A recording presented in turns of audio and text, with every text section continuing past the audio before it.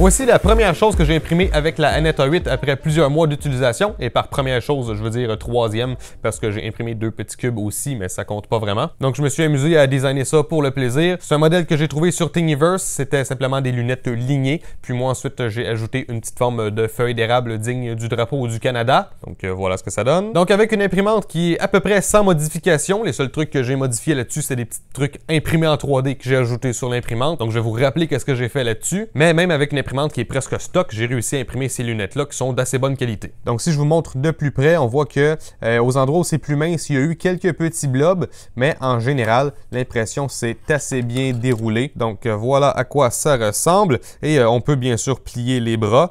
C'est simplement clippé ici. Pas besoin de vis ou quoi que ce soit. C'est 100% imprimé en 3D. Malheureusement, les bras sont un petit peu courts, donc c'est pas très confortable. Donc ça, c'est pas quelque chose que j'ai designé. Comme je vous ai dit, moi j'ai juste rajouté la forme de la feuille d'érable ici en avant. Mais si on compare avec mes lunettes de soleil habituelles, vous voyez que le bras n'a pas du tout la même forme. Ici, on a une courbe qui est beaucoup plus prononcée et ça fait que, en fait, les lunettes sont littéralement collées sur mes yeux. Quand je cligne des yeux, mes cils, ils touchent au petit grillage à l'avant. Donc, il faudrait que les bras de mes lunettes imprimées en 3D aient une courbe qui ressemble un petit peu plus à celle des Ray-Ban. Et ainsi, ce serait beaucoup plus confortable, mais en général, on voit que la forme se ressemble beaucoup. C'est assez drôle. Bon, là, on est seulement en février 2018, donc c'est le début de l'année 2018. Mais est-ce que cette imprimante-là en vaut encore la peine? La Aneta 8, je pense qu'on a commencé à en entendre parler en 2015-2016. Moi, je l'ai eu en juin 2017. Comme vous avez pu voir, même si ça faisait plusieurs mois que je ne l'avais pas utilisé, j'ai simplement refait les petits ajustements normaux, c'est-à-dire réajuster le plateau chauffant. J'ai vérifié que mes courroies étaient bien tendues. Je me suis mis à imprimer, puis ensuite, après avoir refait encore un petit peu des ajustements, ça s'est mis à imprimer correctement. Donc, il n'y a pas de doute là-dessus. C'est encore une imprimante qui fonctionne bien, même quand elle est à peu près stock. Donc, je vais juste vous montrer rapidement les mises à jour que j'avais fait dessus. Les petites améliorations. J'avais imprimé un meilleur adaptateur pour le ventilateur pour que l'air souffle un petit peu mieux sur le plastique. Un meilleur bouton ici pour l'extrudeur pour que ce soit plus facile de manipuler le filament de plastique. Je m'étais installé un petit interrupteur pour que ce soit plus facile d'allumer et éteindre l'imprimante. J'avais imprimé deux petits trucs ici pour tenir un peu mieux l'axe des Z. J'ai pas l'impression que ça fait une grande différence, mais en tout cas, ça ne nuit pas. Un petit guide pour le filament juste ici. Puis aussi, j'avais imprimé un petit truc ici qu'on peut clipper dans notre bobine de filament et ça aide à faire mieux tourner la bobine sur la vis. Et en fait, c'est pas mal tout. Donc, j'ai pas changé l'extrudeur, j'ai pas changé la board, j'ai pas installé de MOSFET externe, sauf que c'est quelque chose que je planifie faire parce qu'il y a beaucoup de gens qui m'ont demandé de vous montrer comment ça marche. J'ai pas de capteur auto-leveling, sauf que sur ma Zone Star Z5F, il y en a un juste ici. Donc, je vais peut-être essayer d'installer ce capteur-là sur la Aneta 8 pour voir si ça peut fonctionner. Et si je me trompe pas, avec un capteur auto-leveling, il va falloir flasher la carte, installer un autre firmware faire dessus, donc on verra tout ça. Mais bref, c'est une imprimante qui est très peu chère et elle donne encore des résultats qui sont tout à fait acceptables et avec certaines petites améliorations qui, elles non plus, ne sont pas chères, on est capable d'avoir quelque chose qui est très très bien. Avec le temps, il y a bien sûr plus de compétiteurs maintenant autour de la Annette A8. Il y en a qui font des imprimantes dans le même prix, il y en a qui font des imprimantes un petit peu moins chères, il y en a qui ressemblent à la Annette A8 et il y en a qui ressemblent pas du tout à la Annette A8, c'est d'autres plateformes. Mais tout ça pour dire que maintenant on a plus d'options. Donc est-ce qu'on devrait quand même aller avec la Annette A8 ou est-ce qu'on devrait explorer ces autres options? C'est certain que c'est pas facile de répondre à cette question-là. Moi j'ai pas testé ces autres imprimantes-là qui sont moins chères ou à peu près dans le même prix que la Annette A8. Mais si je me fie à la popularité que ce kit-là a eu, je me dis que la réputation elle vient pas de nulle part. Dans mon expérience à moi, l'imprimante elle a été très fiable, ça a été un bon kit pour commencer dans le domaine de l'impression 3D. Et moi, c'est sûr que j'ai eu un cas particulier. J'ai eu cette imprimante-là, puis après ça, j'en ai eu d'autres pour faire des reviews. Donc, malheureusement, je l'ai abandonné assez vite. Mais je pense que pour quelqu'un qui achète cette imprimante-là et qui compte pas nécessairement en acheter une plus chère après, il va falloir se mettre à imprimer des trucs quand même très complexes avant de se sentir limité, à moins de se mettre à imprimer des trucs qui sont trop gros pour le plateau chauffant. Mais c'est quand même une bonne grandeur, si on regarde, là, surtout si on compare avec d'autres trucs qui existent, genre celle-ci, où on peut juste imprimer genre au milieu ici.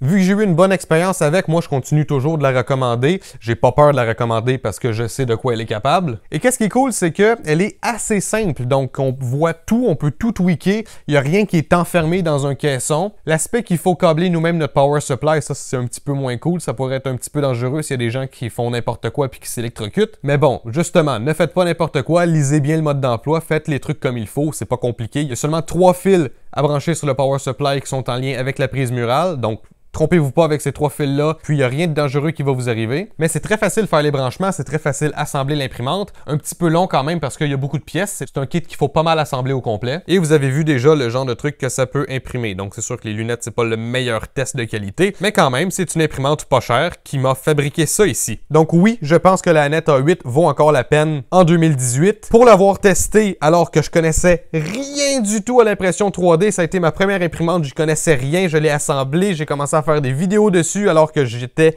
complètement nouveau. Et même si j'étais complètement nouveau, j'ai réussi à la faire fonctionner. Et maintenant que j'ai plusieurs mois d'expérience dans l'impression 3D avec plusieurs imprimantes, je suis capable de dire que cette imprimante-là, elle est meilleure que certaines autres imprimantes que j'ai testées. Elle est meilleure que celle-ci. Elle est meilleure que celle-ci, elle est meilleure que celle-ci. Donc avec qu'est-ce que j'ai pu voir et ce que j'ai pu faire avec cette imprimante-là, je continue encore de dire que c'est probablement la meilleure imprimante pour le prix. Qualité, fiabilité, facilité d'utilisation, etc.